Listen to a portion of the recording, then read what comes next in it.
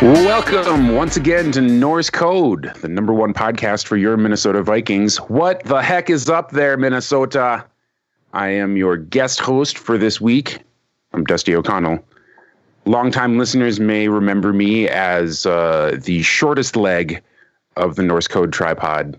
But it's all right. I am joined, in fact, by your regular, more talented and useful hosts. First, the talent, James Pogachnik. How's it going? I'm a little sad you didn't do the Troy McClure thing. You made me remember me from such podcasts as the Untitled One Show, the States' Rights Minute, and Norse Code, the good years. Nobody remembers me from any of those. This might actually be accurate. Filling out the useful third of the equation is Arif Hassan. How you doing, Arif? I'm good. Hi. Hello. What do you even do nowadays? Is zone coverage still a thing? Oh yeah, you write for the Big Fancy blog now, right? Yeah, the blog. Yeah, the big one. Yeah, the one place on the internet. The Attitude or something. No, BuzzFeed. No, not that. Actually, let's start a rumor that he does start working at BuzzFeed. Whoa, I think I just did. Arif Please, works at The be Athletic. respectful. Yeah, theathletic.com with swag. Yeah, I've got swag. I've got sweatshirt, hoodies, hat, another hat. Well, one's a beanie, one's a cap. So, yeah, no pants yet. I'm working on that, or socks. But otherwise, yeah, pretty much geared up. I don't think any of them are for sale, except you get a free athletic T-shirt. I'm not sure. I hope that they sell them because they're like the most comfortable sweaters I own. Oh, wow. They're incredible. From New Era. Oh, that's a mighty fine plug. Speaking of plugs, Norse Code has, as far as I know, never had to say, hey, guys, or just run on over and smash that like and subscribe button. But we would like you to visit our Patreon. Now we have. Yeah, now we broke our record. Thanks, Dusty. Blazing new trails. However, it would be pretty cool if you went over to patreon.com/NorseCode and became a sponsoring member of the number one podcast for your Minnesota Vikings, or if a one-time donation in any dollar amount you desire is more your speed, then you can do that at paypal.me/NorseCode. Is there any other promotional stuff that I probably should have asked about in pre-show? No, you still got it. I was going to say, we're going to start selling Arif's game-worn athletic stuff here soon. So. Oh. Wait, like athletic capital A or athletic lowercase? That's none of your goddamn business. Well, one and then the other.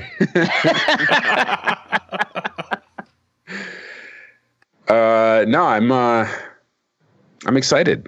I'm looking forward to kind of knocking some of the rust off and engaging in the Super Bowl preview.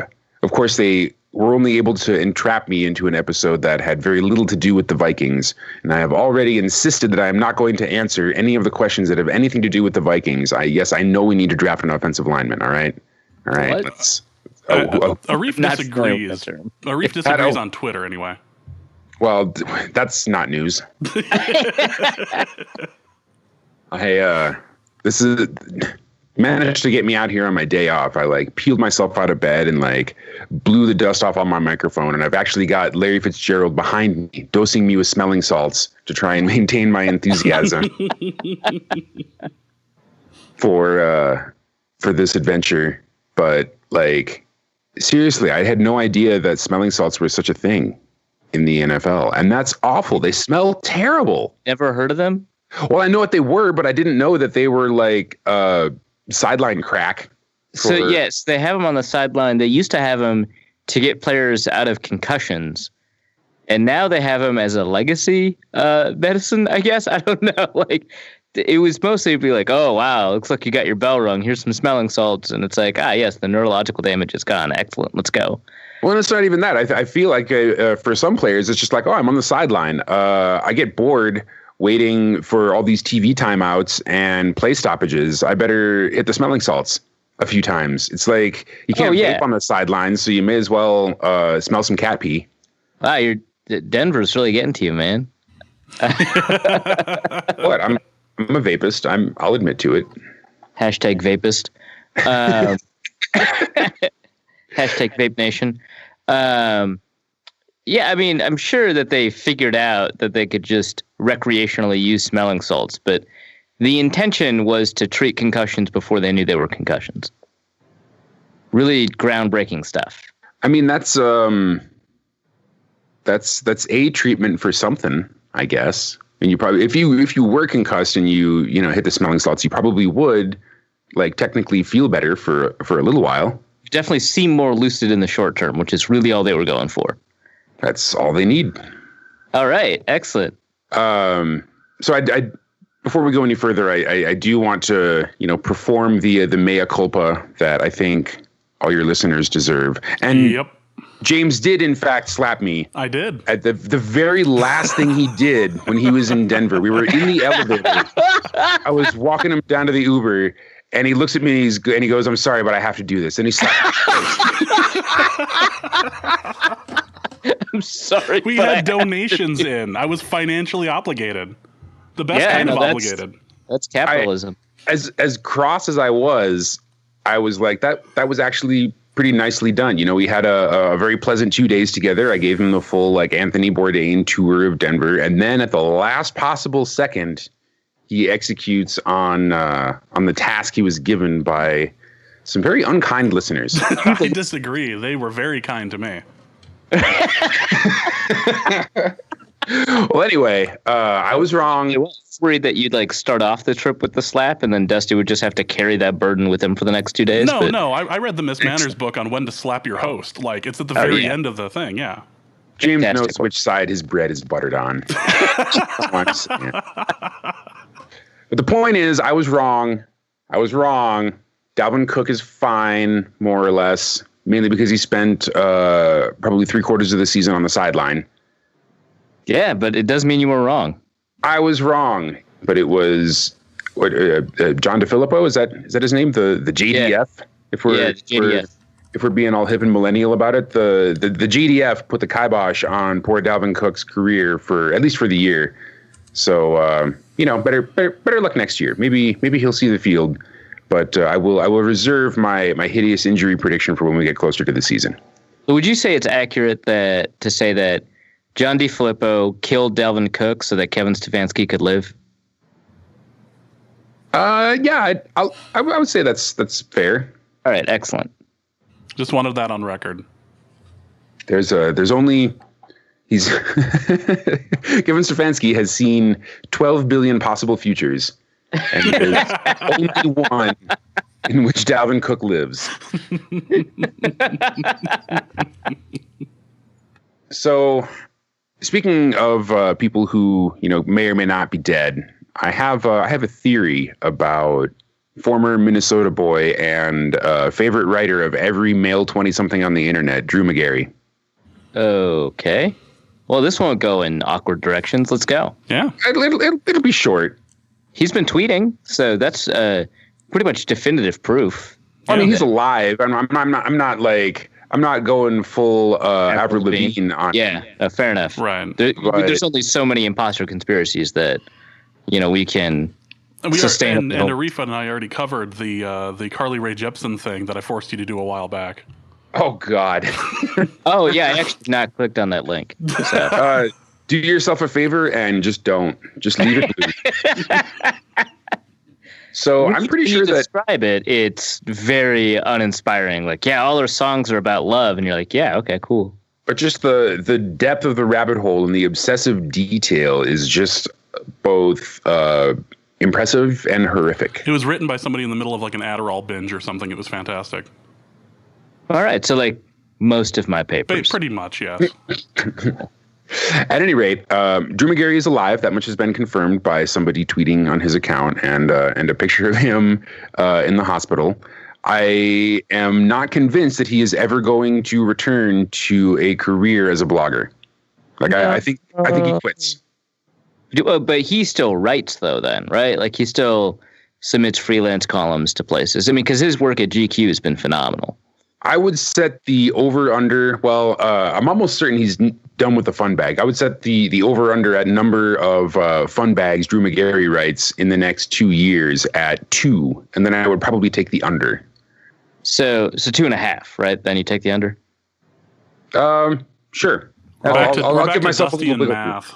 Yeah, I'll give myself a little wiggle room. So McGarry's writing prospects are one throwgasm. Yes. Okay. Nazi Shark does not have him as the lock of the week. No. All right. Okay. And I'll take the over. All right. I think he's just kind of tired of it. I mean, there's only so many takes you can have about being a 20-something and then a dad before you just sort of run out of things to say. And I don't think the internet would be ready for him to, just say goodbye. Like, hey, I don't want to do this anymore. The rending of garments and gnashing of teeth on the internet would be too much for anyone to take. So, it's not that I dispute that an accident happened. I'm just saying it creates a very convenient premise for him to just sort of disappear from the internet. Convenient, but you're so good at the conspiracy language. Yeah, he's actually. Well, I'm not saying this Drew is true. McGarry is tweeting from Venezuela right now. No one's tweeting from Venezuela. Venezuela does not exist. Yeah. But yeah, it's very like, well, I'm not saying this is the case. It's just, interesting coincidences. Let's talk about it. Yeah, there is an interesting questions. coincidence from which I can extrapolate a nonsense theory that I choose to believe wholeheartedly. Well, I think we've tried long enough to avoid the discussion of football. Yeah, I know how he feels is all I'm saying. But I wish him well in whatever he chooses to do in the rest of his normal life. Should we go straight to the Super Bowl props, or can I complain about how the pace of games is way too slow? Can we complain about the Saints thing real quick and how hilarious the whole Saints thing has become? Oh, we can throw away the show notes. We can just talk about this the whole time. Yeah, let's talk about the Saints and then make Dusty angry by going on another topic that's not in the show notes. Then we can talk about the pace of games, because I think that would be extremely apropos. Sweet. All right. Cool. Let's talk about the Saints. Isn't that hilarious? That is that's pretty good, actually. In 2 weeks I basically got what I wanted. In 1 week I wanted the Eagles to look like they were coming back, and at the very last second have it snatched away from them. So I got that. And then the Saints, I wanted something soul crushing for them, and I got that too. Extraordinarily soul crushing. I need to decide whether or not to use these powers for good or evil. And so far it's just been for good. It's good, but with one could argue a negative intent.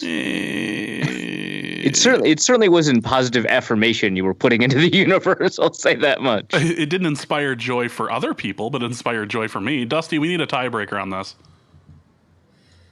I think it's. I didn't feel joy necessarily, but there was. You weren't cheering for the Rams. You were cheering against the Saints. That's all I'm saying.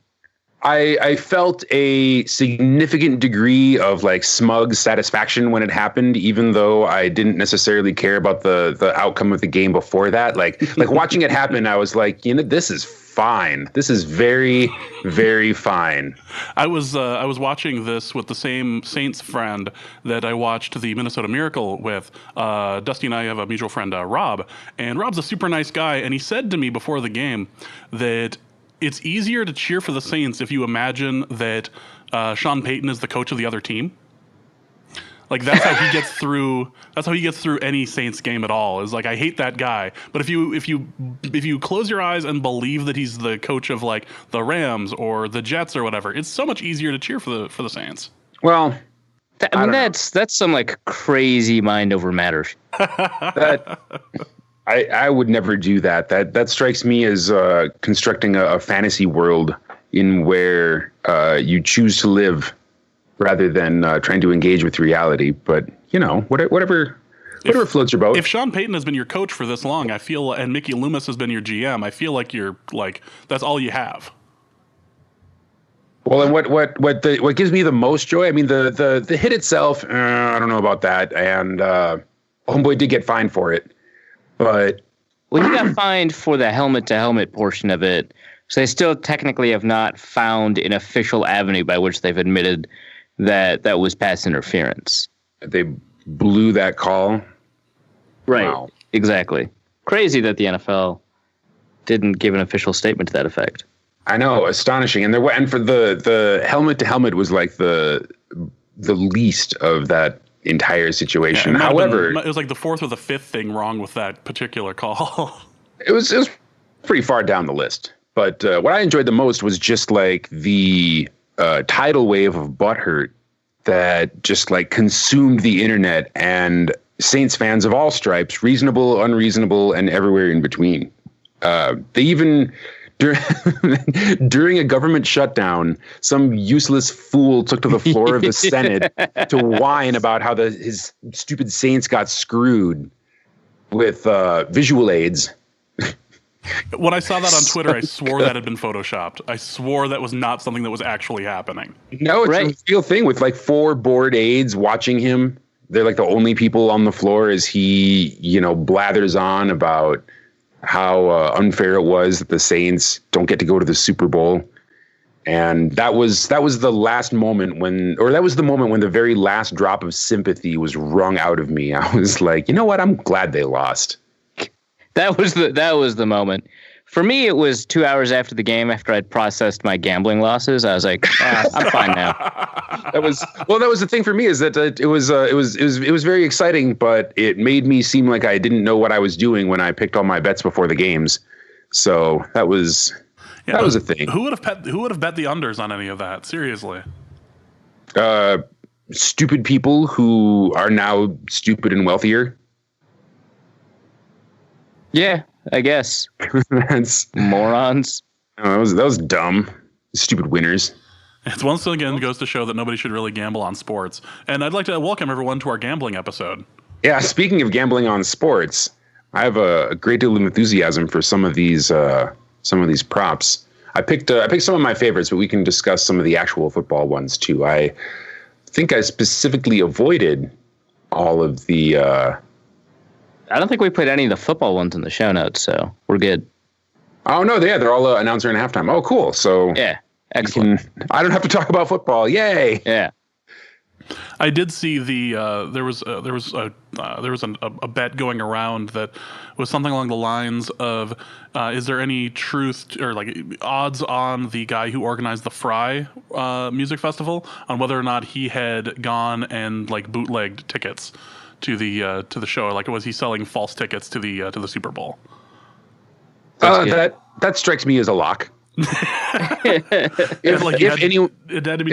anyone in the world that will talk to him, I think he's probably tried to sell them Super Bowl tickets, and it might be like my suspicion is that the tickets themselves are fakes on the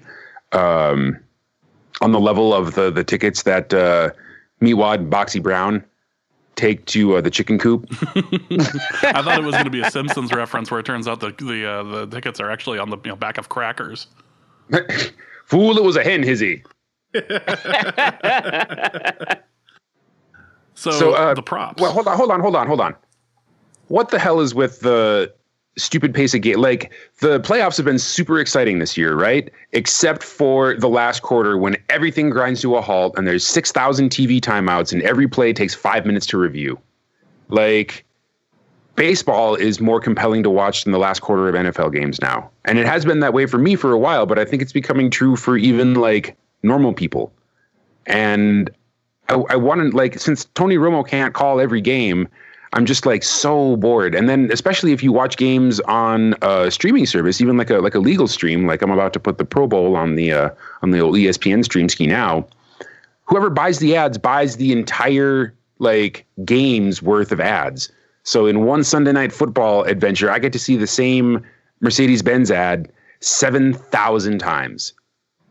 And it really just like, it makes me want to follow football the way that many people follow baseball in the newspaper or on the internet the next day, instead of trying to subject myself to just this torturous process of, old men who are all doing the Bird Box challenge, like staring into like a screen, trying to figure out what they just screwed up. Okay. So I want to know what if there's any way forward. Like how do we restore the games to something that is less of a long slog and keeps me on the edge of my seat for, you know, what's supposed to be the most compelling part of the season to date? A couple of suggestions. One, keep all reviews to 30 seconds, otherwise they call on the field stands. Two, make actually all calls challengeable, but because you've just made all reviews on the field limited to like 30 seconds, you resolved the timing problem, but you also make challengeable calls more strategic because now pass interference matters. Cool, you can challenge that. And if it doesn't look obviously like pass interference, done. And I'm open to changing however much time that is, but I think 30 seconds is probably good. That's it. I think that solves a lot of the problems. And also fewer commercial breaks, but like that's like done. Yeah, that's gonna happen. Yeah, right. Yeah, right. Well, I mean, if you replace the commercial breaks with like soccer style ads on the sidelines at the stadium, like yeah, maybe. Like that would be an abomination, but I'd prefer it to the ads. Yeah, well, and they've started experimenting with the Verizon ads where the ad just sort of forms a frame around the action or lack thereof on the field. And right, yeah. Although currently that is just a way to shoehorn more advertising into a game, I would be totally okay with that, you know, replacing some of the TV timeouts so that the players wouldn't have to spend so much time on the sidelines huffing smelling salts. Right, yeah, exactly. So, I mean, like all of the proposals cut out at least the short-term bottom line for the NFL, so none of them are going to be taken. But I think long-term it's good for the game. That's probably good for long-term revenue growth, I would imagine. Yeah, and I guess I like both of those ideas. Well, and I think after the thing we were just taking a victory lap about, there's basically no way that they don't change the challenge rules to include pass interference in the offseason. Yeah. Which is great because I mean the CFL's been doing it for a while. Apparently it's not been perfect, but it's better. Which that's all you friggin' need. So cool, excellent. Well, it's also like the most impactful friggin' penalty in football, right? Because you get like a 90-yard pass interference penalty. Yeah, and then you get the ball at the 1 and a first down. Yeah, just crazy. So I feel like the most impactful penalty should be reviewable. Done, easy. That's the only argument you need. So I think that baseball does a few things right in regards to challenges and on-field reviews. And one of the I was about to say baseball does a few things right with regards to pace. Oh, do tell. Well, yeah, and they managed to take a game that's already slow and not slow it down anymore with reviews. And I know there'll be like 3 baseball fans that'll be mad at me for thinking that. But seriously, one of the best things that baseball does is not really have any on-field reviews. You know, they're all reviews are booth reviews, and the umps just, you know, go wait by the phone, and then the guy in New York calls them and tells them what happened. And I think that would lead to it would help shorten the review process in the NFL, and could potentially take because the consistency of the refereeing in the NFL is its own thing, and having a little bit more consistent review call process, I think would benefit the game as well. And honestly, I'd be okay with football starting to move towards having a system like StatCast in all the stadiums, where there's, you know, cameras everywhere, and you know, I'm not saying go full robot ump yet, but I mean, but seriously, the chains are antiquated. There's no reason we can't use cameras to get precise spots of the ball instead of, you know, trotting out the stupid 10-yard chains a handful of times every game. You know, anyone with a camera phone could take a picture and it would take 3 seconds.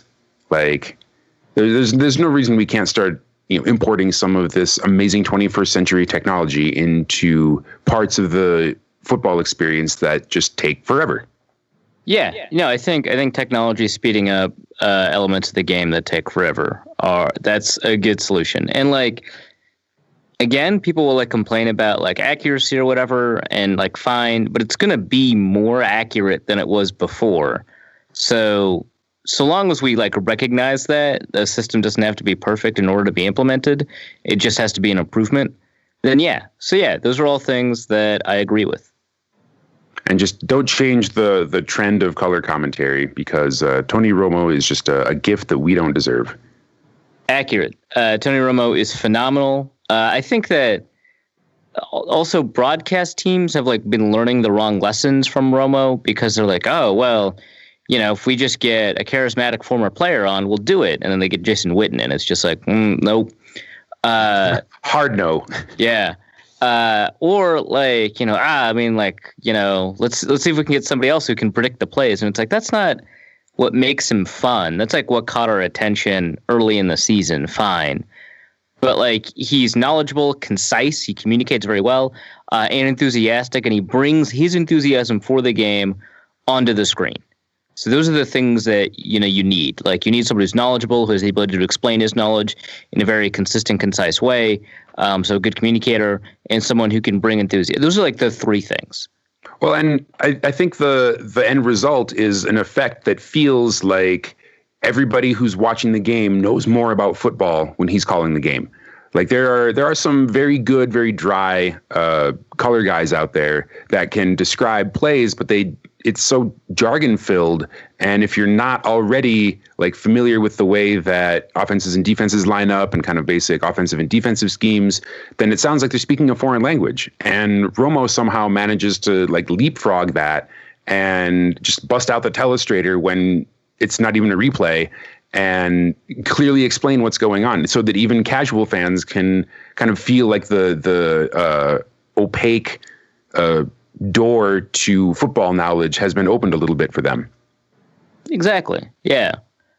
So we need more of that. Obviously, that's a scarce resource. It's not easy to just kind of manufacture or produce that.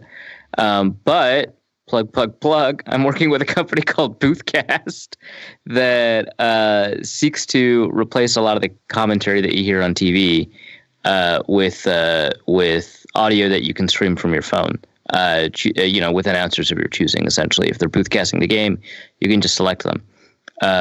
So yeah, we did that a little bit for the playoffs, actually. I don't know if you noticed that, Dusty, but I did a couple of boothcasts, obviously not for the playoffs, but a couple of games before that. And I had some pretty knowledgeable fans of other teams like Michael Kist, Lauren Cox, Seth Galena, and a couple more do boothcasting. And a lot of people really enjoyed that because it provided that experience. People who know these players, who know what they're talking about, who can communicate concisely and clearly kind of what's happening. So download that. It's for iOS only right now, but download that. They're working on getting it onto Android. Wow, that was a great segue into a thing I didn't plan that you guys didn't know was coming. It wouldn't be Norse Code if it wasn't just the constant digression into things that no one cares about. No, I'm kidding. That's whoa, ow, whoa, ouch. that's actually about it. Probably the best thing is more competition in the game calling space, because I mean there are times when I just want to turn them off. And yeah, I think the worst experience is when you're fighting the color commentator in your head. It takes you out of the game. If they bother you, they've screwed up so drastically, because now you're not watching the game. Now you're like paying attention to their bullshit. Having a bad color commentator can do so much harm for your viewing experience. Monday Night Football, I was like, can they turn the crowd noise up even more? Like, right? Yeah, exactly. I don't want to listen to Jason Witten like fumble through the names of players on the field while Joe Tessitore does his best Bruce Buffer impression. What you used to be able to do was, if you had like a 5.1 system, if you unplugged the center channel, that was where all of the commentary was coming from. So then you could just listen to the game without them. I don't know if that's still the case, but it used to be the case a couple of years ago that you could just unplug your center channel, and that was a wonderful thing for a little while anyway. Yeah. So there you guys go. There's your solution. Dusty, you're just going to have to get a 5.1 system in your house. Yeah, just get 5.1 surround. It's easy. Yeah. Yeah, I'll get 5.1, and so I can go down to 4.1, and then I'll spend $1,000 on an iPhone so I can hear Arif call games. That sounds great. I'm not hearing any negative out of this. Yeah, no, that sounds good. Yeah. Well, and let's talk about how you're going to raise money for that with all these prop bets. All right. I picked a handful of my favorites, and these are all. I did it a couple of days ago, so the odds on these might have changed, but I do kind of have a range of odds where I still think these bets are good. Will Gladys Knight take a knee or raise a fist during or following the national anthem? Bet DSI had yes at plus 600 and no at minus 1,000, and I would take yes on this, probably all the way down to like plus 200. I think there's a 2-to-1 or better chance, or a 1 in 2 or better chance that Gladys Knight makes a symbolic gesture towards racial justice in America. And I wouldn't say it's a mortal lock, but I think I feel confident taking that bet. To argue this, I Googled Gladys Knight and Kaepernick. Gladys Knight has been vocal in her criticism of Kaepernick specifically taking a knee. So I would say no. But minus 1,000 sucks, so I wouldn't take no minus 1,000, but I definitely wouldn't take yes. Well, I think there's basically 0% chance that she takes a knee, but raise a fist, I think, is a definite possibility. At least better than or at least slightly worse than a coin flip chance, and so the odds tend to bear that one out for me. Will Chick-fil-A serve food in Mercedes-Benz Stadium on Super Bowl Sunday? No. I think it's actually already been reported that they are not going to be selling food. Oh, really? Well, then you should have taken the no at minus 5,000. Will any player take a knee during the national anthem? So you took yes down to 200. Yep. Right now it's yes plus 400, no minus 700. Yep. I don't think any Patriots players have throughout the year. Because that would be anti-Patriot. So you're really just betting on the Rams doing it. Which do you? And obviously, constructing narratives as a reason to oppose or prove bets right is a lost cause. But I'll do it anyway. Which players do you think would be likely to do it for the Rams? Because I think there may be 2 players, and that's not enough for me to say yes. I would tend to agree. Gosh, that's when you put it that way, it makes it hard for me to justify going with the yes. Yeah, I'm taking out all your fun bets. I'm sorry. I think you're right about the Patriots thing. I think that would represent such a stunning lack of discipline. Let's I'm just going to ask the Google if anyone on the Rams ever has, and my suspicion is it's going to be no, and I'm going to feel like an idiot. All right, while we're doing that, I like this next one. How many plays will Tony Romo correctly predict during the game? Over 7.5 minus 140, under 7.5 even. You got to take the over, right? Yeah, you got to take the over. And my favorite part about this is just like when he was a quarterback for the Cowboys, he's streaky. So when he gets on a streak, he'll just start hitting it. Just keep going. Yeah, obviously we saw that happen in overtime. It was pretty incredible of the AFC Championship game. But I don't know how many he predicts a game. Maybe they crunch the numbers on the averages like 7.5 or something like that. And so they're just playing the odds here. But 2 things. One, he's very familiar with both offenses. He had a lot of trouble with predicting the Kansas City Chiefs running the Andy Reid system. But he's very familiar, obviously, with what the Patriots tend to do. He also has been historically familiar with what the Rams tend to do, and they tend to run a very simple offense. So I suspect that it's going to be higher than whatever the average is. Also, I would say, if it is just the average, bet on the one that makes you happier as a person, so you can cheer for more predicted plays. And in this case, I would love Tony Romo to predict like 19, maybe 30 plays a game. That would be so fun. Just call the second half completely once once offenses are drilled in. Yeah, during halftime, just tell us the script. I would love it. I did a brief bit of the Googling. Yeah. And there's an article on Rams Wired that explains how Sean McVay will have the Rams handle, quote unquote, the national anthem. And his in the article, nobody on the Rams has taken a knee this season, although Robert Quinn in the playoffs has done the raised fist thing. So I think if anyone's going to take a knee, Quinn is on the list. Or Quinn's no longer on the roster. Oh, really? Yeah. Oh, well, in that case, hard no. Hard no. But maybe, C.J. Anderson, I think, is a possibility. But beyond that, maybe Talib. Yeah, potentially. He's okay. But yeah, so maybe those two guys. But McVay has been, or was pretty insistent in the article that his team has a pretty standard operating procedure for the anthem, and he has been very insistent about that not changing for the Super Bowl. So maybe no is the best bet there.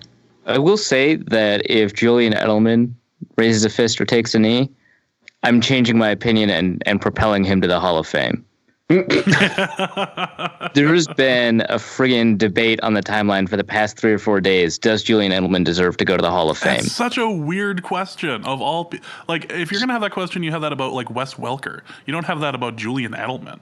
Right, because Welker has at least set a record. Yes. Edelman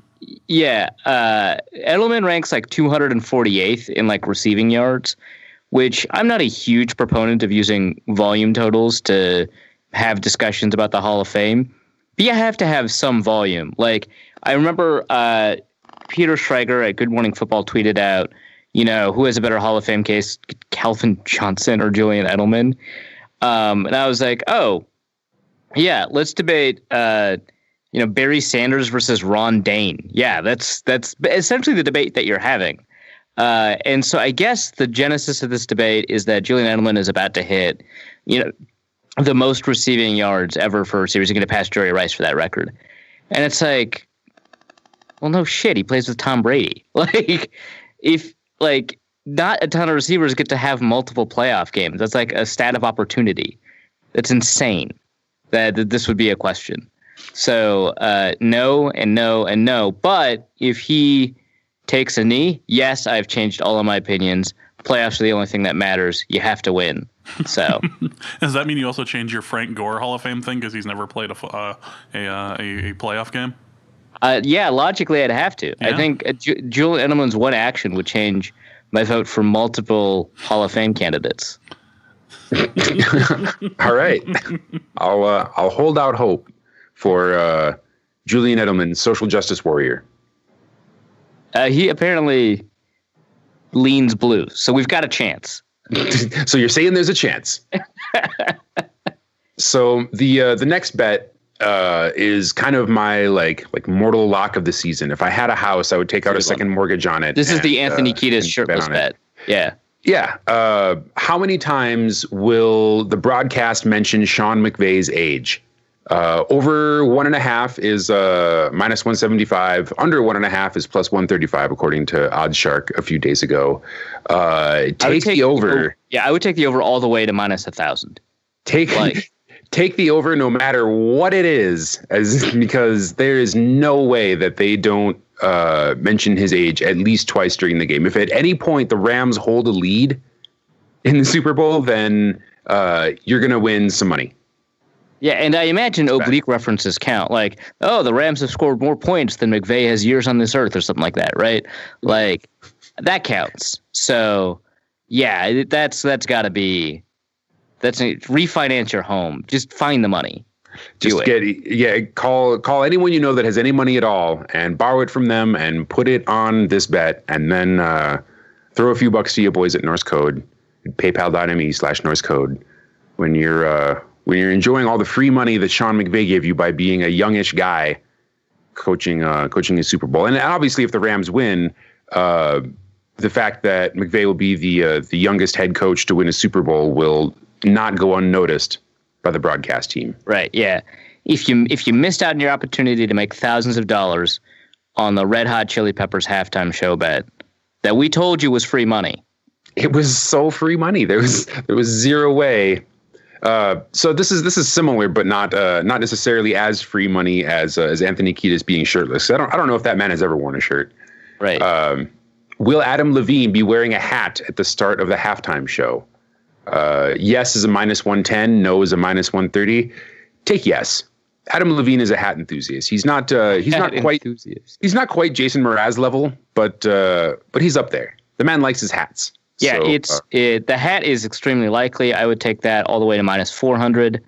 There's another one over at my bookie that I didn't put down. Will he be wearing a leather jacket? So I looked at Maroon 5 concert pictures. That's important for this kind of research. That is actually. This is the hard-hitting analysis you expect on Norse Code. Yeah.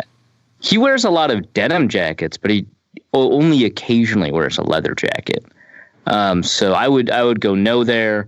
No is like minus 700, so it's not as if this is like a lock or anything like that. But, I went through at least 50 pictures, like however many 2 scrolls of Google gets you. And I saw one leather jacket. And then I just Googled Adam Levine concert instead of Maroon 5 concert. Same, 1 out of 50. So I would say unlikely. And I admit that he may show up to a concert in a leather jacket, then take it off, and that's when a lot of those pictures appear. But I still think that is an unwarranted assumption, given that the jacketed pictures we saw were not leather. So I would not do that. Hat, yes. Leather jacket, no. Let's see. Speaking of MyBookie, not your bookie, but the website MyBookie. Yeah, we've got some announcer props. Yeah. The color of Romo's tie has a variety of. I mean, I feel like blue's got to be and the odds bear it out, a pretty strong contender at plus 125. It's both teams. Plus, it's a sharp color to dress in. Plus, he's worn blue on a number of broadcasts. So I would say blue plus 125 is a pretty good bet. There's also a gray plus 400. Those are the only ones I'd be willing to bet on. Black, not his style, I don't think. Red seems too loud. Also, apparently, Jim Nantz. I didn't put in the props for Jim Nantz or Jay Fiedler having ties, but those do exist in my bookie. Jim Nantz is most likely color is red. They were not going to wear the same color tie. So then you've got brown, yellow in the field. Obviously screw that. So yeah, I'm going to go blue or gray, and I'd put money down on both. Like what colors could possibly be in the field? Like pink and green? Yeah, I guess. Yeah. And like white? Like is he gonna call the game in a tuxedo? That would be great. Oh my gosh. I wish he would. I don't think he's gonna. Another Super Bowl action that would change my Hall of Fame vote. Tony Romo shows up in a tux. Frank Gore, Hall of Fame. It is the butterfly effect that causes all of Arif's decisions, both on Twitter and for Hall of Fame voting stuff. Pretty clear. Do everything for the takes. Everything for the takes. So long as your takes are consistent, you're good. That's the one rule. Is it something we can start a 50-tweet argument about? Let's do it. Or in some cases, a situation where Arif just gets to dunk on people as a result of the Wentz stuff that's come out recently about some mystery teammates not liking him at all. He's a bad teammate. Knew it all along. Yeah, you knew that pre-draft. Yeah, I didn't mention it once because I thought that was unfair character assassination, but I knew it.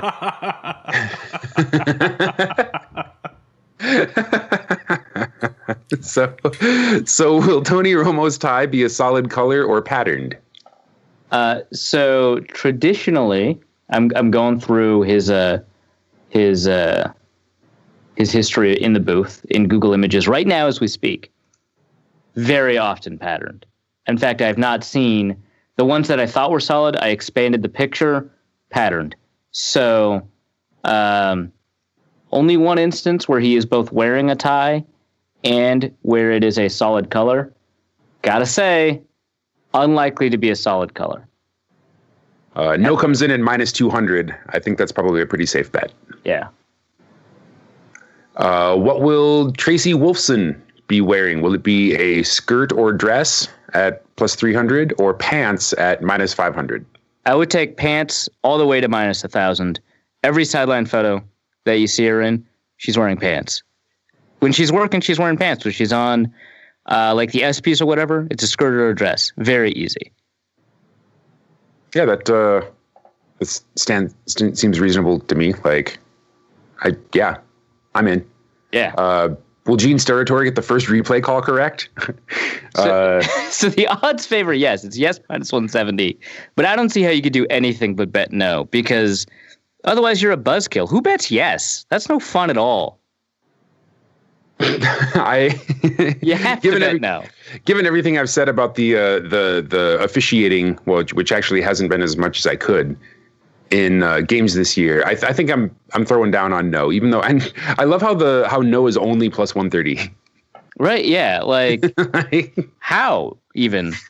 I know that the odds are probably low, and in fact, I know that the odds and the payout, the probabilities probably just don't match up, right? I get it. I still bet no because I'm not a buzzkill, man. I want Steratore. It's so much fun if he gets it wrong.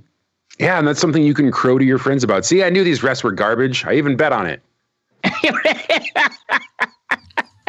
Exactly. That's good. What could be more fun than that? Will Tony Romo or Jim Nantz mention the spread during the game? I want to include this one every year. Yeah. So you think yes, Dusty? No, yes is the underdog, and yeah. Having zero frame of reference, having never heard Tony Romo call a Super Bowl before. My hunch is no. If it was Michaels and Collinsworth, then this would be a mortal lock. Yeah, they would have switched the odds. Yeah, Michaels would have just started the broadcast with it around the time that Collinsworth did his slide in. Oh, and as the game approaches the total number of points, then that's when they start talking. Right. Yes, field goal here would make a lot of people very happy. Exactly. But do I think Tony Romo is going to do that? Probably not. If I was gonna bet, if I could bet on them separately, I would rather take Jim Nantz yes at longer odds. If it was like plus 400, plus 500 or something like that. But my suspicion is that Romo will be too focused on the game itself to pay attention to the gambly bits. I agree. The only reason I mention this is because I think, or put this in the notes, is because I think if the spread was over a touchdown in any direction, they might actually bring it up. So that's the only, if right now it's minus 2.5 for the Patriots, opened at minus 1.5. No one believes in them. So I think if it's a touchdown or more, the broadcast is almost obligated to mention the spread to talk about how big of an underdog they are. But no one's a huge underdog, so it's probably not interesting. I like the idea that because Romo has done a lot of calling things correctly, that if he was going to just announce, make mention of the spread, he would make reference to exactly what is going to end up being at the end of the game. Right. That's the reality I want to live in. Yeah, it was like, yeah, the Pats will win, but not by enough to make a lot of people very happy. And I think the total amount of points scored in this game is going to be a lot more than people expect. Mm-hmm. 46-17 Pats. Pats win 97-3. All right, so the next one. So we haven't done a bunch of the national anthem ones over the years. The timing one is always screwed up because they do practice beforehand. A lot of people, it's like betting on wrestling, I think. But I like this one. Length of time brave in the national anthem. So this also tells you how juiced the props are. They're the same odds, minus 120 on either side. That's crazy juice. Still, I'm taking the over. It's Gladys Knight, 5.5 seconds. Where did it open? I think it opened at 5.5. I mean, because it's minus 120 on both sides. Oh, I guess. Yeah. 5.5 seconds is a long time. I know. I just tried it before we did the podcast. If I can do it. Really? Was this when I was trying to figure out my audio issues and I wasn't listening, or what was going on? It was before you called in. No, we're not putting this on record. Come on, man. There's 3 frames. James drumming his fingers on his desk, waiting for me to hook up my microphone. I'm hooking up my scissor arm, and Arif is in his office singing "Brave." I will say, so I have had some training in extending how far one breath will get me. That's what college debate does for you. That actually doesn't surprise anyone who's listened to you on a podcast before. Brutal. This got snarky real quick. I almost want to apologize for that one. Zing. No, that was good. The extent of my training is minuscule in comparison to Gladys Knight's actual talent. I think she's going to hold it for over 5.5. It's a long time. I almost died doing it, but I would say that yeah, she'll do it.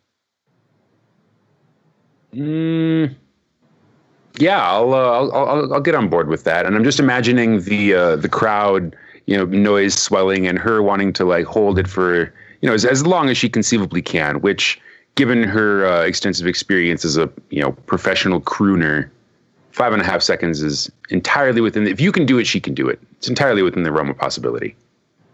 All right, excellent. James, do you have an opinion? You taking the under just to be contrarian? I'm taking the under because I hate Dusty. No, I Get think out of here.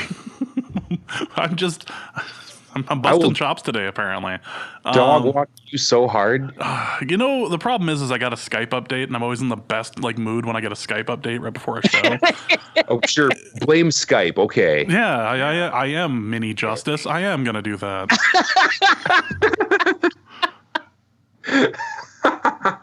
My problem is that I actually do think that it is going to end up being the over on this, but just because I want to actually make a little bit of money, I think I would probably go the under on it. It's something that ends up you end up personally training. The better thing to look at would be performances that she's done previously as to whether or not, because this cannot be the first time she's ever done this. So if you looked at previous performances to see whether where her average was at, which that has to be on YouTube somewhere, I would probably just end up taking the under on it. I will Google Gladys Knight National Anthem and Gladys Knight Longest Note and put it in the show notes. Excellent. All right. So we got some halftime props also from my bookie. I am unqualified to answer the first one. Which song will Maroon 5 open with? I put it in the show notes, and I'm also unqualified. 6, 7, 8, 9, because there's 10 choices, and I only know what one of these songs is. Same. That's the one I picked. So moves like Jagger for everyone then? Yeah.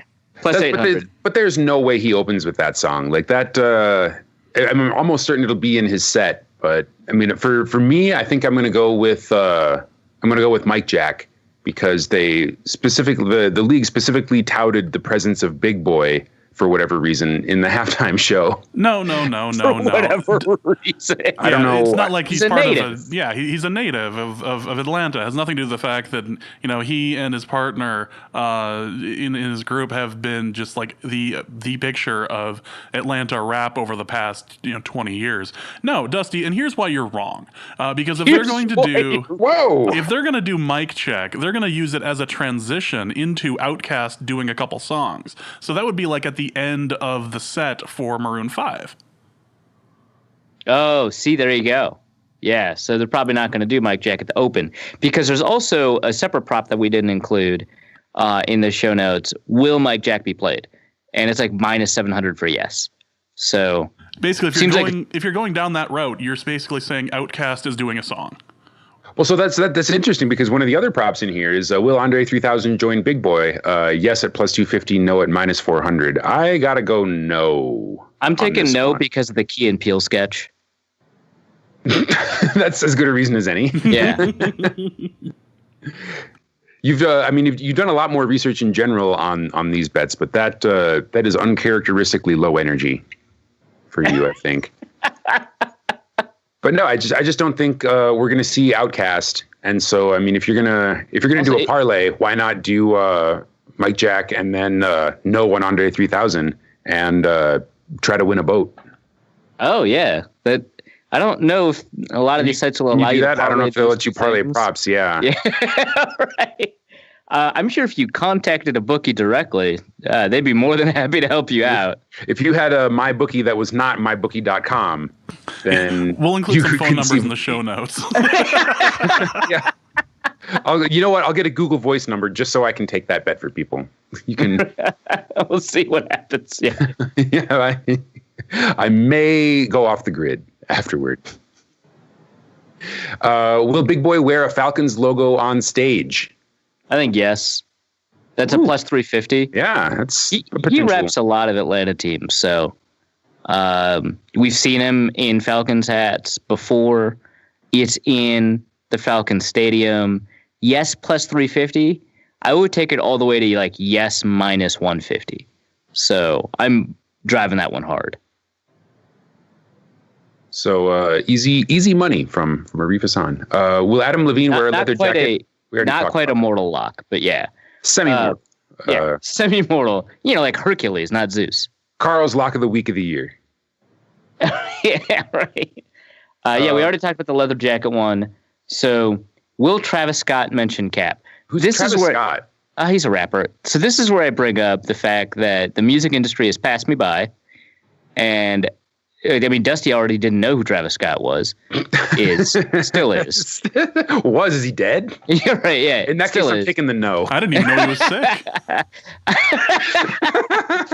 I barely know, and that's because I'm in group chats with people 6 years younger than me who know. That's the only reason I brought this up, is that now we're getting to the point where there are Super Bowl halftime performers that I'm vaguely familiar with at best. But I'm going to go yes, because that'd be fun.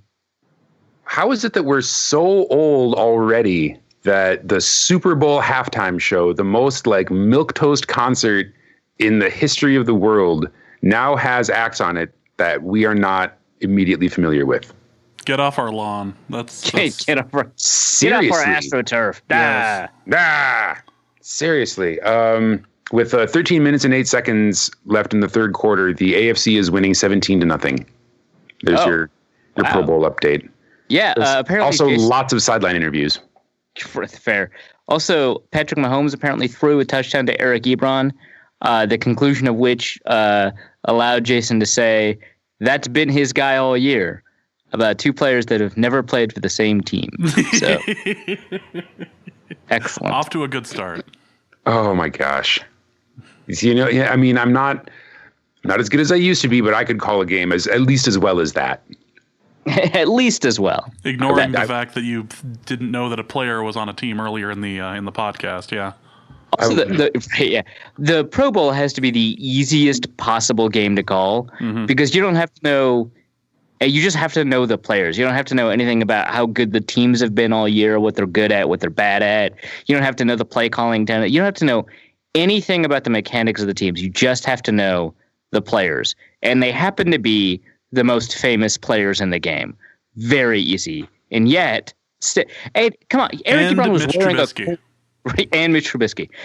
Eric Ebron is wearing a Colts helmet, and Patrick Mahomes is wearing a Chiefs helmet. Like, they're wearing the helmets. And he still screwed that up. Also, actually, let's... Not as easy as it looks. Right. I've tried it, and I'm better than him. So, anyway. Let's just guess.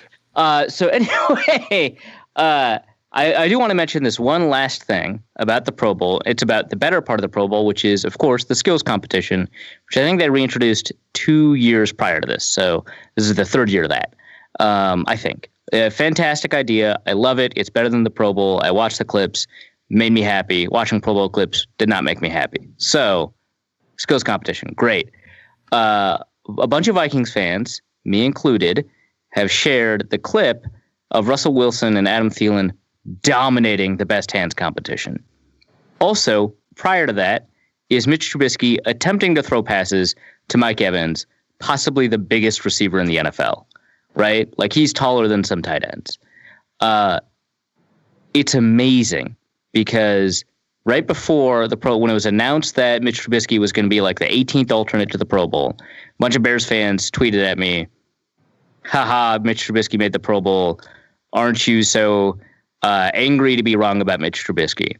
Which, like, the season is no different than 20 seconds before it was announced that he was like an alternate, right? So he actually performed the exact same regardless of whether or not some idiots decided to vote him into the Pro Bowl. Fine. But they did the skills competition, and Trubisky was so tremendously bad that in order to facilitate 7 catches, which of course there are obstacles, right? Otherwise it's not interesting as a skills challenge. In order to facilitate 7 catches, it took Mike Evans and Mitch Trubisky like a minute and 3 seconds. Russell Wilson and Adam Thielen did it in 20. And it's the most amazing clip because of the context of the previous 1 minute and 3 second problem. And Adam Thielen looks so friggin' good. I've watched that clip 20 times, mostly for Adam Thielen, but also because, like, haha, here's a thing I can say I'm right about with Trubisky. Yeah, and it involves one of your favorite players on one of your favorite teams. Russell Wilson. Adam Thielen. I know. At least one. At least one. But that was amazing. I also saw Adam Thielen kill the non-quarterback throwing challenge and saw him essentially be the MVP of the dodgeball challenge. Adam Thielen, most skilled player in the NFL.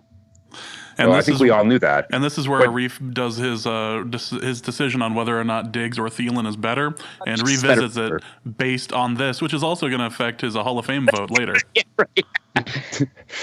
Frank Gore to the Hall of Fame. Did you know that Adam Thielen went to college on a $500 scholarship? Oh, did you see Andy Carlson's clip of Adam Thielen catching all of the things people say about him from Russell Wilson? It has the different cliches. Like, one of them was $500 scholarship and he catches it. The other one's Detroit Lakes. You know, as hesitant as I am to encourage Andy's abuse of images on the internet, that was inspired. He's more of a shotgun shooter than a sniper shooter, right? Like he puts a lot out there, and occasionally there's a hit. That's a hit. He's more like one of those like tripod machine gun shooters. He just like mows down Twitter with every conceivable image and manages to get a few headshots in there every now and then. It's like 30, which I think. That's like the Civil War shooting accuracy, I think. One for the well, Civil War, deadliest war in history. Yeah, there you go. You're doing something right, Andy. Will any performer fall down? I enjoy this bet. Yeah. I feel like this one is like the refs. You pretty much have to bet yes at plus 700, because then if someone falls down, you can be like, I called it. This rack beer's on me. Yeah. No minus 2,000 is for wimps and cowards and buzzkills. Yes, plus 700 is for people who want to feel alive. And when is falling down ever not funny? Exactly. Yeah. You have to bet yes. The fact that it's plus 700 is just icing on the. I would bet yes if it was like plus 110. Like, come on. I know. I got $5 for that for sure. For sure. Well, should we? I was not anticipating a generous mailbag. Perhaps I should have, but it exists. It does. And yeah, do you want to? I'll sit back and pretend like I'm an analyst. There's football questions in here. All right, so Arif can do football stuff, and I'll hopefully somebody asks a question about food. There we go. And I'll be ready. Let's talk a little bit about Senior Bowl stuff just for a sec. Ted Glover asks, in Alabama, is the greeting of the day hello or roll tide? I saw two people say roll tide to each other. I busted gut laughing when it happened. Oh, you're on record saying roll tide at random times too. So, okay. In fairness, there were elephants in that museum. It was just what? So we went to London or New York. No, this one was New York. Yes, we went to New York, the Natural History Museum. Outside of Central Park, and as we walked in, the first thing we were greeted by was inside the museum proper is the first thing. Yeah, the gigantic elephants that they had, and Arif just looked at me and went, "Roll Tide," and we just walked in, and I just stood there, like, I'm sorry, what? That's obviously what you do. That's why they put it there. That is not why they do anything. They could have chosen any animal. But they chose roll tide. There's certain things that you expect to hear. Gotta roll tide when they roll tide. There's certain things you expect to hear when you're walking with Arif. And if you're walking with Arif in a museum or walking with Arif in downtown Manhattan or sitting in a cab for way too goddamn long on the way from New Jersey to Harlem, there are certain things you expect to hear. One of them is not roll tide. Maybe Roll you Tide. don't. Well, now my whole opinion has changed. I'm just surprised he's not saying it like 6 times a podcast. Roll Tide. What are they? I think we hit 6. That's at least 4. That's at least 4. So I did see 2 Alabamians, I think that's how you pronounce it, say Roll Tide to each other in greeting. I did get only once, but I did get a how y'all doing, because I don't think that's an Alabama Southernism, but I did get it once, so that was nice. I was in fact doing well. But yeah, there's a lot of hellos, but there was at least one Roll Tide. Thing is, Mobile is, I don't think it's an Alabama or Auburn town. It's both, and so you just can't walk around just saying, Roll Tide. You're liable to get your ass beat. Bloods and Crips situation. You just kind of have to like wear neutral colors at that point. Yeah, so I didn't wear red or orange. That's not true. I wore both at different times. The colors clash. I wouldn't wear them at the same time. But yeah, how many times did someone say "bless your heart"? Not to me any times. I don't believe that for a second. That's the sort of thing you say when you're being annoyed by somebody, or you just want them to leave. Like, no one told you to leave or were annoyed by a take. Well, I mean, mostly I didn't talk to Alabamians, so they didn't say that. But I was talking to a Southerner about a quarterback, and we didn't like this quarterback. I believe it was Daniel Jones from Duke, but I'm not sure which one it was, really. And he said, at the end of our conversation, he was like, yeah, bless his heart. And I mean, that's hilarious, right? So I started laughing, and he's like, oh, yeah, that's a very Southern thing. And I was like, no, in Minnesota, we have the same thing. Isn't he nice? Oh, he's a very interesting quarterback prospect. Yeah. Yes. He lives in interesting times. Right. Kenneth Allen asks, what is the best crispy food that is not a meat or a fish product?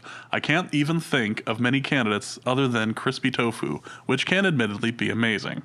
I'm going to let Dusty go second because he's likely to have the rightest answer.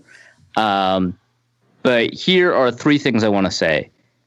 A, crispy fried mushrooms are great. Crispy fried cauliflower, if treated well, is really good. The best I've ever had is crispy okra. Incredible. Fried okra. Phenomenal. I've also, of course, had jalapeno poppers, which can vary in how good they are. Mm-hmm. And fried pickles are really good, too. So, Dusty, what's the answer? Shout out to the Toasted Frog and their fried pickles. Mm-hmm. Very delicious. But the clear winner here is obviously mozzarella sticks. Yeah, I didn't even think about that. Yeah. Yeah, there's some image meme out there. It was like, would you sit and eat 6 to 8 cheese sticks in a row? No. What if I deep fry them and give you spaghetti sauce? Yeah, okay, I could eat that. Yeah, okay. Actually, I mean the real answer is obviously French fries.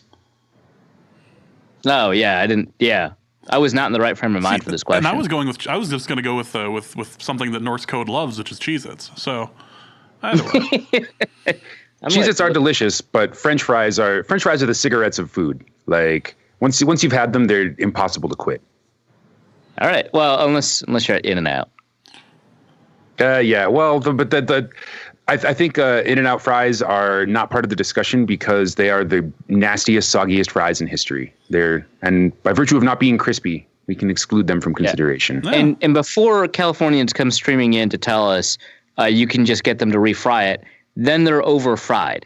I've never had. You can't, if you ask them for it well done, they're well done, which is awful. Waiter, take these mozzarella sticks back to the kitchen and fry them some more. I want your second most expensive thing stuffed in your first most expensive thing. Oysters stuffed with tacos. What is the most underappreciated cocktail, Dusty? From the list of 50 classics, probably the Saturn. Oh, wow. I don't even know what that is. It's a tiki-style cocktail and one of my favorite cocktails. It's one of the few tiki cocktails that uses gin as a base instead of rum. So if you're not a fan of like funky rum and you enjoy goofy glassware, then the Saturn is the way to go. It's a gin with either juice form or syrup form of passion fruit, some orgeat like almond syrup, falernum, which is just a delightful kind of spicy liqueur. Not like hot spicy, but like baking spicy, and some lemon juice to kind of balance it all out. But yeah, the Saturn is delicious. If you're ever, that's the next thing I'm ordering when I'm at a place that makes them. Yeah, if you see a bunch of funny looking glassware on the wall, get a Saturn and thank me later. Will do. Also, what is the best variant of a mainstream cocktail? For example, an East Indian Negroni. Now, I'm not just saying this because I'm thinking about the word Negroni because you wrote it, but just before you accuse me of being psychologically primed. Yeah, exactly. I'm not thinking of a white elephant right now, and now neither are you. But no, seriously, my go-to cocktail, if for any bar that's worth its salt. I mean, I love Negronis because a poorly made Negroni is a sign that you're at a bar where you should just be drinking beer. But my favorite thing you just order a Negroni to test the waters, and then it's I love Negronis, and if I get one and it's not good, I'm like, well, you tried. They're very simple. There's not a whole lot of technique involved in making them. Either you know how to make it or you don't. And if you don't, then I don't really trust you to make anything else. But there's a variant on a Negroni called the red light Negroni that uses Genever instead of gin. And Genever is kind of what gin used to be before the English filled it full of juniper and like made it into a bastard version of its former self, known as London Dry Gin, which is the gin that most people are familiar with. Genever doesn't really have that pine tree flavor because it doesn't have like juniper or any of the other kind of common infused adjuncts that gin or the London Dry Gin has. Genever has kind of a nice like malty flavor to it, as it's brewed from barley, or the base is brewed from barley and then it's distilled. So when you use it in Negroni, it gives it a very nice, like, kind of rich, round flavor that a London Dry Gin Negroni generally lacks. So how common is Genever as an ingredient that's available to bars? Like that, like if I walk into a random bar that serves cocktails, how likely is it that I'm going to be at a bar that has Genever? 75%. Really? Oh, okay. Yeah. If any place that has, like, you know how you can tell if you're at a place that does cocktails or if they're just a place that has cocktails. If there's a cocktail on the menu that costs more than $12, they almost assuredly have Genever. Actually, it's funny. So Bols, Bols, is the largest maker of Genever, and theirs is usually the one that's carried most places. And that was the first booze they ever made, like 300 some years ago. They've been in continuous operation for almost 300 years. Their Genever is amazing, but they also make every flavor of terrible schnapps in like every ghetto bar in America. So their portfolio is like mostly garbage, but there's like one or two really great things at the very top end of it. And consequently, it's available almost everywhere. It's not like a regional thing. It's you can go pretty much anywhere in the world, and if they have Genever, there's a strong chance that it's Bols. All right. Well, I feel like I learned something today. Nick Myers asks, does this mean I can finally let go of the Vikings versus Saints 2009 game? You can do whatever you want, but the answer is no. I was going to say I let out pretty much all of my Saints hate after the Minneapolis Miracle thing. If you're still salty after that, there's nothing that's going to cure it. Right. Yeah. Okay. So yeah, if you're holding on to it, then this happened. I think you just keep holding on to it. Yeah. If the Saints get moved to the AFC and the Vikings beat them in the Super Bowl on a bad call, still no. Although that would be the best possible, like, closest case scenario. Because, you could have had 2 rings instead of 1, right? Like, it's always, that ring's not coming back. So, yes.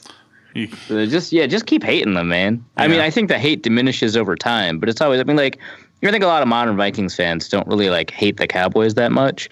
But, I mean, the people who experience the Drew Pearson push-off will occasionally, bring it up. Ted. Looking at you, buddy. Wow. We're busting chops and calling people out this episode. This is what happens at a 3-man pod. Apparently, it's been shots fired. It's been a while. Beth Brewski asks, "How excited are you that Belichick has resurrected the fullback? How will you celebrate this new age of fullback dominance?" Yeah, James Devlin is bringing it all back. No. I mean, that's not that. I mean, okay, so I do like watching good fullbacks. Like Anthony Sherman for Kansas City is just phenomenal. And CJ Ham is fun and good. But I mean, like, no. A league dominated by fullbacks is not fun, I don't think. Be an odd, especially with the run game being so important to certain coaches and all. All right, I'm going to try to read this all in one breath and see if we can possibly do this in the style of one of those calls into K-Fan. So, Over under is 5.5 seconds. All right, here we go. Ahem. What do you guys think about a deal with the Broncos, which basically swaps Waynes for Paradise? Is a trade even possible with Paradise as a free agent? And if yes, what could it look like? I feel like it would be a win-win, as the Broncos' biggest needs should be cornerback. In this scenario, Elflein switches to guard. What do you think of him there, considered his strengths and weaknesses? So in the best case, we would have fixed, even upgraded, 2 spots in the interior offensive line before the draft even started. If Easton comes back, there's another guy in the mix. Maybe even get another pick in round 2 to 3 for Waynes to draft an extra lineman. Plus, Paradise was one of the best centers in the zone blocking scheme under Kubiak, which could give the Vikings one elite anchor in the interior line. Would also be nice for the younger players like Elflein, O'Neal, and the rookies to have another experienced presence apart from Reef. Done. This is a statement disguised as a question, and we are impressed with your football knowledge. You can have my job. This reminds me of having to speak fast in debate. There were little sneaks. Yeah, I'm gonna put a clip of me doing debate speaking in the show notes. Oh boy! Oh, I've seen this one. It's good. Suppose I could try it. No, I won't. No, don't. No, not Paradise. Sorry, he's good. He's cool. You can't trade for him. He's a free agent, so that's not happening. They're probably not getting rid of Trey Waynes because they love cornerback depth, so that part's probably not happening, although that part's more likely. They're not moving Elflein to guard. They had a couple of opportunities to. They've never done it, so that's not happening. Paradise costs money. The Vikings don't have cap space, so that's not happening. There's so many reasons this isn't happening. Yeah. Luke Braun asks, what football-related injustice would you like Amy Klobuchar to argue about on the Senate floor? So obviously 2009. I feel like that's too late. I feel like we need something newer. I was just thinking that she should argue about what a catch is. But they fixed that rule mostly. Like this season has had the fewest, I can't believe they didn't call that a catch instances because they changed the rule. And we're all happy, and it's caused fumbles, which is hilarious.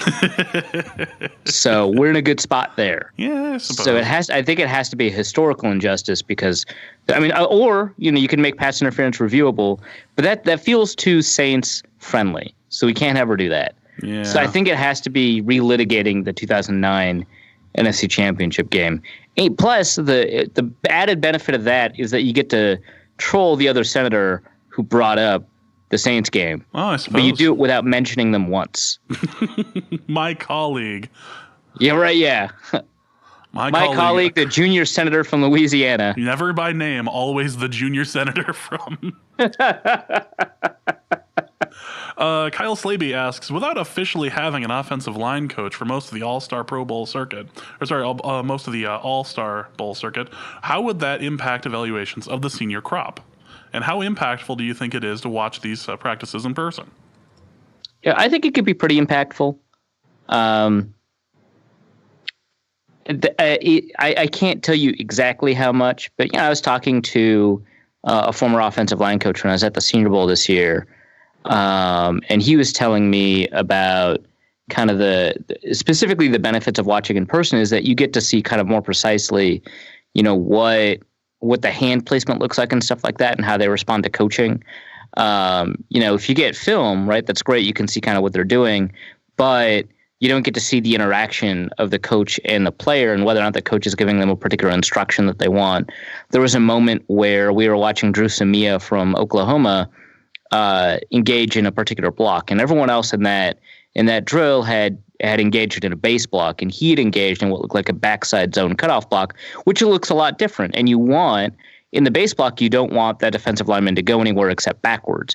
In the backside zone cutoff, you kind of actually want them to go into the pocket, but in the opposite direction of the run.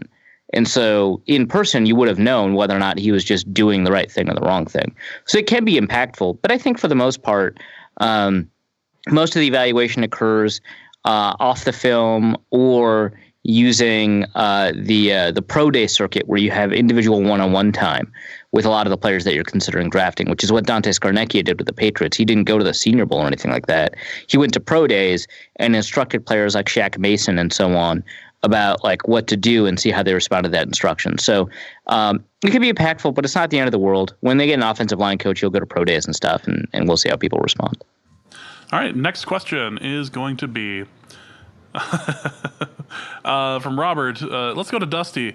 What is the best mixed drink or shot made at home? Whiskey. Do you have a brand in mind, or? I always keep 4 Roses around the house. It's cheap and delicious. It's also a name you danced under in college, right? No. Aw. Well, Kane asks, what does a bartender say when y'all walk into a bar? Here's your Fernet. Eddie, let's assume you're attending a Super Bowl party with an extremely wide spectrum of beer drinkers, from blue-collar Busch Light Bob to triple hazy IPA hipster Haley. You can only buy one keg, and you must buy it from a Twin Cities liquor outlet. What do you buy to keep the peace? I was curious if they still made Pig's Eye beer, but no one's been able to give me a yes or no answer if that still exists. Dusty, thoughts? I don't know if you can buy it in a keg, but my answer would be Surly Hell. I would go more Furious, but yeah, Surly, yeah. Yeah, I would have gone with Surly of some sort. Yeah, Hell is the kind of the lightest of all of them. Like the theory being that, IPA drinkers will drink lighter beers, but Busch Light Bob will not drink overrated or Furious. That actually makes sense, yeah. Okay, I get it. Yeah, fair enough. Brian Jellerson, knowing our steep talent drop-off after Thielen and Diggs, what's the likelihood of the Vikes go for a receiver in one of the first 3 rounds? Been hearing a lot of noise about Debo lighting it up at the Senior Bowl, and I'm thinking Treadwell is gone. They do like drafting like receivers in the 4th round and stuff like that. Everyone remembers Jarius Wright. There's also Greg Childs that same year, RIP. Obviously, Stephon Diggs is a 5th-round receiver, and they're not looking for a primary receiver, so they're not going to draft, Treadwell when they were looking for a primary receiver. So I don't think it's going to be the first 3 rounds. I wouldn't say it's impossible or anything like that, but I think they want to focus on getting linemen, defensive or offensive linemen, in days 1 and 2. So I think it's pretty unlikely. And that is correctly where Deebo Samuel, I think, is slated to go. So you wouldn't be able to get him. But there's a lot of receivers that did a really good job at the Senior Bowl practices. I wrote about it in my most recent mock draft at The Athletic. I talk about a lot of the receivers. They include Anthony Johnson from Buffalo, who had a pretty good practice, Andy Isabella from UMass, who was polarizing in practice, I think, for a lot of reasons. Penny Hart looked great. And those are all receivers that I would expect to go on day 3. So there's a lot of receivers that generated buzz for themselves that won't be available or that will be available on day 3. Don from Ohio asks, best keto dessert you have ever had or made, which is also news to Dusty because Arif is doing the keto thing. Dusty, go on. You and your fad diets. Ugh. It's the only fad diet I've ever been on. Well, it's one more than me. Says the man who has been on record talking about cleanses. AFC is now winning 20-0, and somebody was apparently taking a selfie of themselves, like on the field. Yeah, that makes sense. Hey, Dusty, remember when you were complaining about the yearly fast or the yearly cleanse you were going on? Nope. Yeah, I think I have audio record of that happening. Nope. Fake news. Yeah. So, question to Arif about the dessert. So I mean, I tend to just make the same desserts, but I'll substitute xylitol for sugar. You can get like gluten-free flourish type desserts. So I've had a keto lava cake that I was surprised was good, because I think a lot of gluten-free baking is awful. So I just don't do it. But yeah, xylitol is a great sugar substitute because it's a sugar substitute that tastes a lot like sugar, and I hate sugar substitutes. Also, if you have pets, be very careful. It's like toxic to pets. But they've done a bunch of studies on humans, nothing. So it's specific to that. But yeah, xylitol tastes like sugar, but it's not processed in your body like sugar. So yeah, that's usually it. But the lava cake specifically, but I've also had like parfaits with unsweetened yogurt that I then sweeten with xylitol that are really good. Oh, and like chocolate mousses and stuff. I wanted you to say like, steak tips. Just basted in butter a little bit, and it was delicious. I want to get your excuse me. What are your thoughts on brown rice syrup or like rice malt syrup? Have you ever used that as an alternative sweetener? I have not. Is it good? I don't know. Unique. Okay. It as a like I'm with you. Sugar substitutes generally don't taste very good, and rice malt syrup definitely has a flavor, but I kind of like it. I think if you're the kind of person who wants to be on a dumb fad diet where you can't eat pancakes, but you still want to eat pancake-like things, rice malt syrup makes a good like syrup substitute. So I don't know. Try baking with it sometime, and report back next year when I come back from retirement for the Super Bowl show. Also, when can we have a Wabi Arif debate on politics, and how much would they charge? Because it doesn't matter, because I would buy the damn pay-per-view. Ugh. I mean, that would be amazing. That'd be like that. That would be a debate in the sense that a jackhammer has a debate with the street. Wow, I thought you thought more of my debating skills. Yeah. Yeah, it's probably never happening. But I'm open for it, so long as we're given time to prepare and an actual rule set. Like we have speaking times where people are not interrupted, cross-examination times, and so on. I'll debate about. Also, if you had 20 minutes to show porn on the wall of your place of work, what type would you show? For those who are unaware of why this is a question, there was an expose of sorts on, I think it was ESPN. Yeah, it was from Seth Wickersham, who also broke the Tom Brady engineered the trade for Jimmy Garoppolo story. Yeah, so there was a story that came out about the dysfunction of the Browns this year, which had all sorts of lovely tidbits, including accidentally showing porn on the wall of the office. Whether or not accidental or not is kind of not the point. I mean, the story is hilarious because I'll just say this part of the story, because every paragraph in that story is a banger and it reveals a different type of dysfunction in the Browns organization. So I strongly recommend it. This isn't really a spoiler; it's a teaser. But in order to monitor the Browns' social media reception, right? They wanted to get an understanding of what people were saying, what fans were saying about the Browns. And so they throw up a social media feed on the wall, which by itself, terrible idea. Never do it. Why would you do that? Especially as an NFL team. But second, in order to populate the feed, they would use a number of hashtags. So, hashtag dog pound is one of them because it's one of the things that Browns fans use. And they thought, hey, Twitter has a character limit, right? This is in my head. I'm narrating, so this is headcanon at this point. Twitter has a character limit, so people might use an abbreviation for dog pound. So hashtag DP.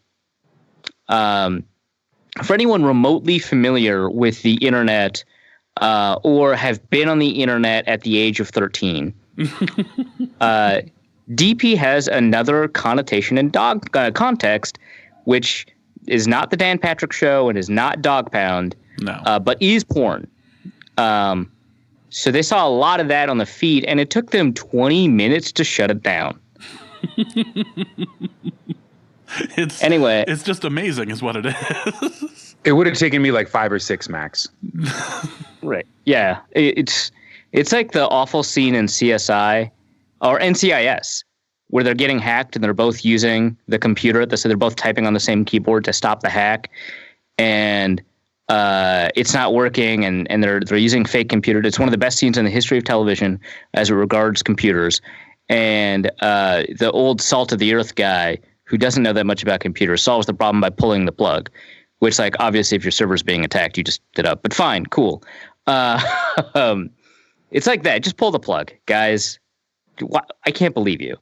But yeah, so my answer to this question is Favre to Lewis and Favre against the Packers.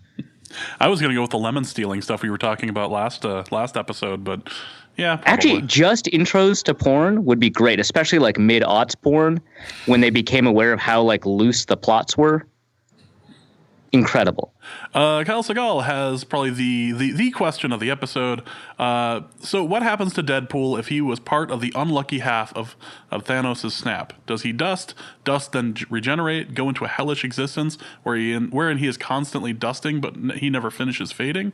Thanks in advance. This has been bugging me all day. This is a bad question because obviously Deadpool, just by virtue of his existence, could never be part of the unlucky half.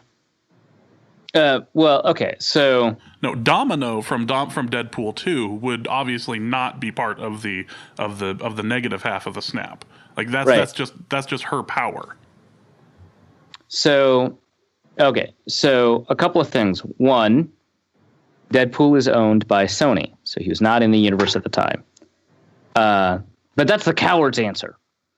The second is that this, in the Marvel Cinematic Universe, souls are established, and you need the Soul Stone in order to perform the snap. It's just part of the process.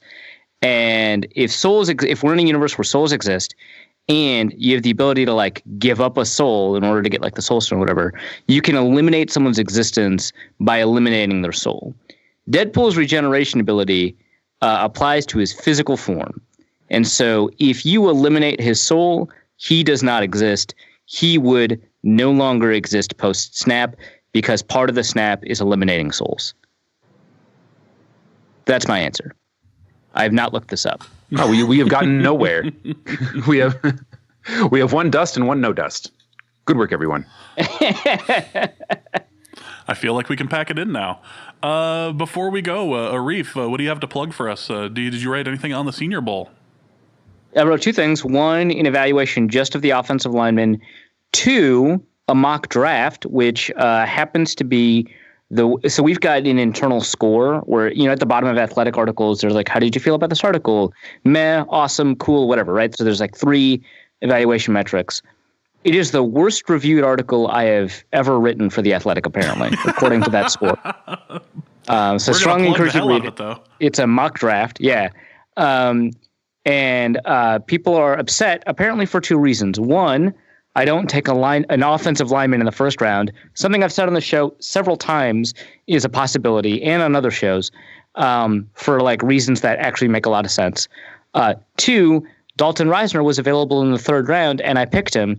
And oh my God, lol, he would never be there. But like, I'm using a friggin' mock draft simulation, and sometimes players fall. It happens.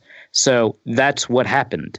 I don't know why people are mad. Honestly, the mock draft was really just a way to segue into discussions about players and positions of need for the Vikings and how they performed at the Senior Bowl. And every pick comes with an associated discussion at the bottom of that pick about the other players at that position and how they performed at the Senior Bowl. So really, it's just a segue into that discussion. So head over to theathletic.com, check out the Senior Bowl mock draft. The only restriction is that I have to only pick senior players that were there and participated in the Senior Bowl practices, and also I have to pick just who's available to me in the FanSpeak mock draft simulator. So go on theathletic.com and check out the controversy. Is that how we plug that? Yeah, sure. Hey, Dusty, if somebody wants a great drink and or amazing sushi in Denver, where should they go? Well, you could always check out my restaurant, Izakaya Ronin. But I do have one thing that I want to plug, even for people who are not in the physical proximity to me that would necessitate. I believe the website goes up February 1st, but I am participating in a cocktail contest called the Garnish Games. And I would appreciate some of y'all's help stuffing the ballot box by going to garnishgames.com starting February 1st, because the voting is open between February and March 1st. And just go and vote for my cocktail, the All We Do Is When. And like it. Yeah, it looks beautiful. It tastes great. It'll transport you to the jungle in the middle of a Colorado winter. But yeah, if you can throw a few votes my way so that I get to compete in the finals on I think March 11th is when they're doing that, then I would really appreciate that, because there's some pretty sweet prizes that I will get to enjoy without you. But but vote for me. But vote for me is the point. That makes sense. Well, that is going to be it for this episode of Norse Code. So please remember to, as Mike Zimmer has said, tweet that, even if it is in fact a work in progress. And we will be back soon. Norse Code is the largest and only division of Norse Code LLC. You can find Norse Code on the Daily Norseman, SB Nation's Vikings blog, at dailynorseman.com. You can also find it on iTunes, Stitcher, Google Play Music Podcasts, Spotify, or wherever fine podcasts are aggregated. Our Vikings blogger extraordinaire and generally useful human is Arif Hassan, and he can be found on Twitter at Arif Hassan NFL.